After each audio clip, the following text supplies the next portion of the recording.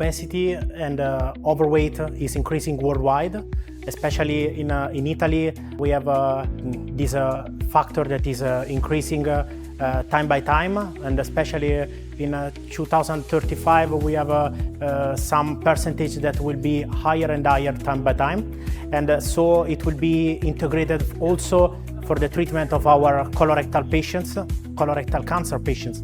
So we need to manage this kind of preliminary factor integrated to our patients, and our department with the leading of Professor Ludovico Docimo in Naples integrates the bariatric center and the oncological center. So we are able to treat this kind of patient from the beginning, bariatric diseases and also colorectal diseases.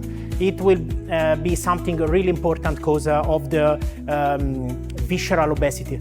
Now we are part of the LOVO clinical trial directed by Professor Li Jun from Zhejiang University, and it is really important because we need to make differences between visceral obesity and the peripheral obesity. Visceral obesity is something that we will manage during our operation, because of the thickness of mesentery, because of the shortener of the vascular side, and difficult about reaching the vascular origin about the EMI. And this is something that will continue also during the perioperative care and the postoperative care, because the obesity patient is someone who is really difficult to manage. And so this is a rationale that for LOVO surgery, a LOVO trial will be really important. And also with the advancement about the deep learning, the AI, and all the new integrative technology that we have on our disposal, we can for sure have a good prospect for the future about this kind of topic. And China is going head by head with the technology advancement. Italy is following, and we hope that this bridge can be helpful for both sides. Thank you for the question.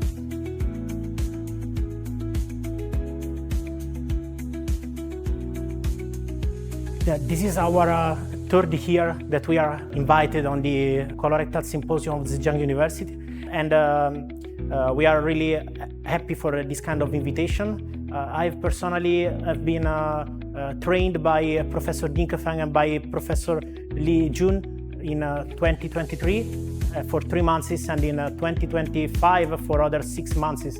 So I understood the basic differences between Italy and China about the surgical oncology, medical oncology, how to do the multidisciplinary meeting, and how to manage the patient, not only surgically but also in the postoperative care. So it's something that I understood, and it's something that I tried to take with me during my coming back in Italy, and is something that we are trying to build up something like a bridge between Italy and China that needs to be strengthened and needs to be always better time by time.